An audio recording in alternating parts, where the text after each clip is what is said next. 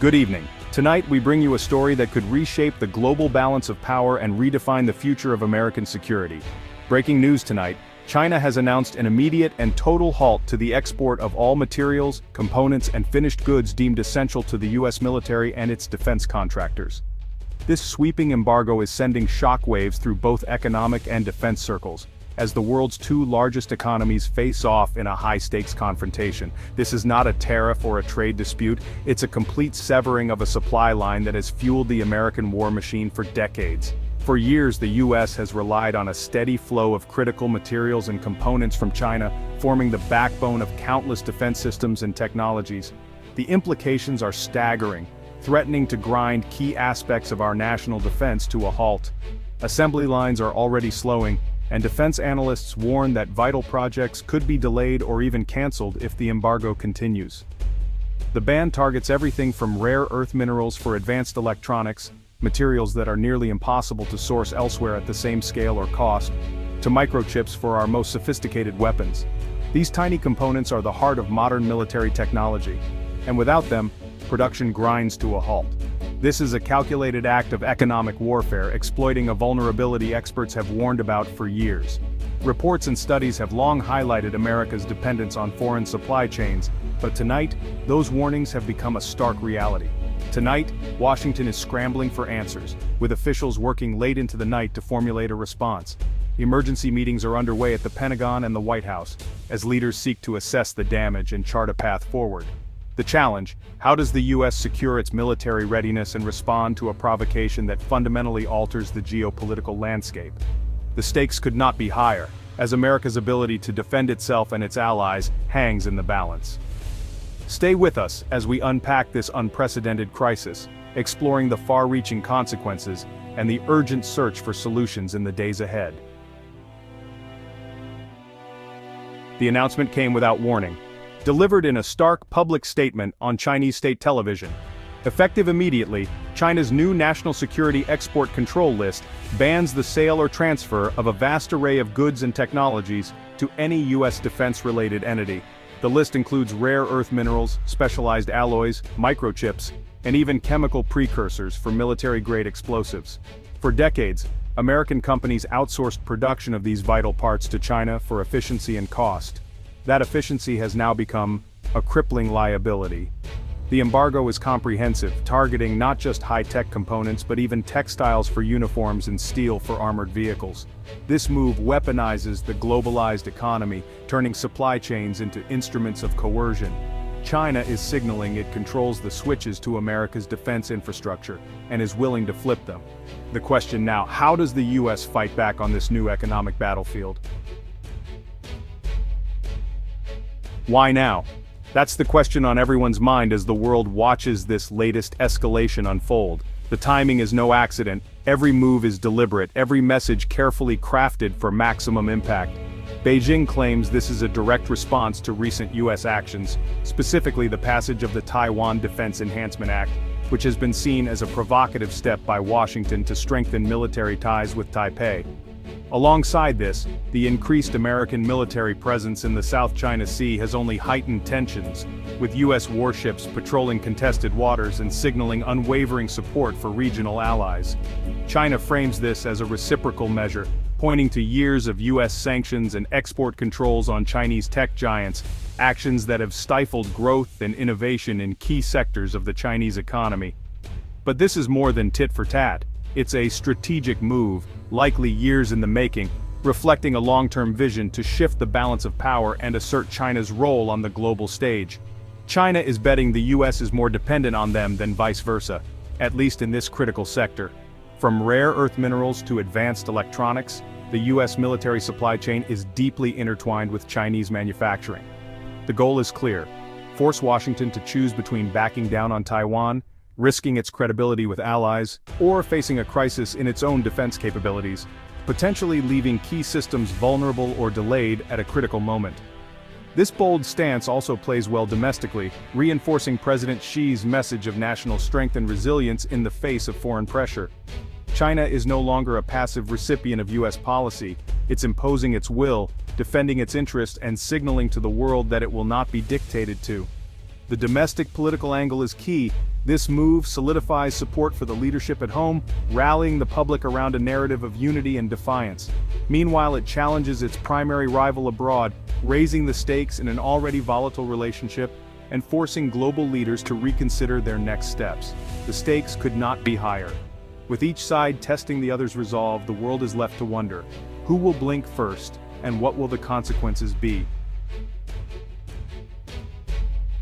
The impact on the U.S. defense industry is immediate and severe, sending shockwaves through the entire sector. The urgency is palpable as executives scramble to address the unfolding crisis. Major contractors like Lockheed Martin and Boeing are scrambling to audit their supply chains, many of which are now shattered.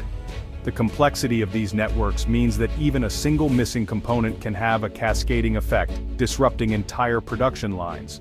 The problem isn't just a missing part, it's thousands of components often sourced indirectly from China. This dependency has left the industry vulnerable, as geopolitical tensions threaten to sever these critical links. Production lines for fighter jets, missile systems, and ships could grind to a halt. The ripple effect of these disruptions could extend beyond manufacturing, affecting national defense capabilities. Maintenance and readiness for existing forces are also at risk. Spare parts for planes, tanks, and ships often originate in China. Without these essential components, the operational status of military equipment is jeopardized. Aircraft could be grounded, ships stuck in port, and military readiness could degrade rapidly. The potential for a weakened defense posture is a growing concern among military leaders. Financial fallout is already beginning, with defense stocks expected to plummet. Investors are wary, and the market is reacting to the uncertainty with volatility. The race is on to find alternative sources, but building new supply chains for rare earths and microchips could take years and cost billions. The challenge is not just logistical but also strategic, as the industry seeks to reduce its reliance on foreign sources. In the short term, there are no easy answers. Industry experts are grappling with the enormity of the task ahead as they face mounting pressure to deliver solutions. The American defense industry faces its greatest logistical crisis in generations. The clock is ticking, and the need for swift action is more critical than ever. The stakes are high. National security and economic stability hang in the balance. The path forward will require innovation, resilience, and a concerted effort to rebuild and fortify the defense supply chain. The U.S. response has been swift, but details are scarce. Pentagon officials condemned China's move as reckless economic coercion, insisting contingency plans are in place. Publicly, the message is reassurance. The U.S. military remains the world's most capable force, with strategic stockpiles and allied support. Privately, officials admit this is a code red situation. Stockpiles are finite, and no one knows how long they'll last. The military is racing to review supply chains, triage shortages, and work with allies for replacements. The Defense Production Act may be invoked to prioritize critical manufacturing, but many capabilities simply don't exist domestically anymore. The scramble is on to rebuild what was lost to decades of offshoring. The reality? America is in a race against time. On Capitol Hill, rare bipartisan unity has emerged. Lawmakers call China's action a hostile economic attack and vow a powerful response. Emergency hearings are being scheduled, with demands for answers and a long-term strategy to prevent future vulnerabilities. Behind the unity, political finger-pointing has begun, blaming past and present administrations for allowing this dependency. The legislative response will be massive emergency funding, a push to rebuild domestic production, and possible retaliatory measures. But lawmakers know escalation risks a devastating trade war. Navigating this crisis will test Congress like never before. The stakes: national sovereignty and economic survival. Experts agree, this is a game changer. Dr. Evelyn Reed says China's era of hide your strength, bide your time is over. Beijing is now wielding economic power as a weapon. Retired General David Maxwell warns this could be a prelude to more aggressive moves, possibly even on Taiwan.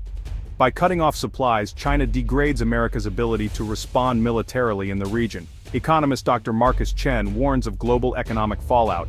If the US and China escalate, a worldwide recession could follow. Options for the US are limited. Direct military response is off the table, and a full economic war would be mutually destructive. The likely path: a massive effort to reshore critical industries, working with allies to build resilient supply chains. Offensively, Washington will use targeted sanctions and diplomatic pressure to isolate China. This will be a long, expensive struggle. The risks of miscalculation are high. The world is watching. Beyond geopolitics, this crisis is hitting home for American families and workers. Military families worry about the safety of loved ones. Will they have the parts and equipment they need? The news shakes faith in the military's ability to protect its own. In defense industry towns, workers fear layoffs as production lines face shutdowns. If those parts stop coming, this line stops running. And if this line stops, I don't have a job, says one machinist. The crisis is a stark reminder. Global supply chains have real-world consequences for both security and livelihoods.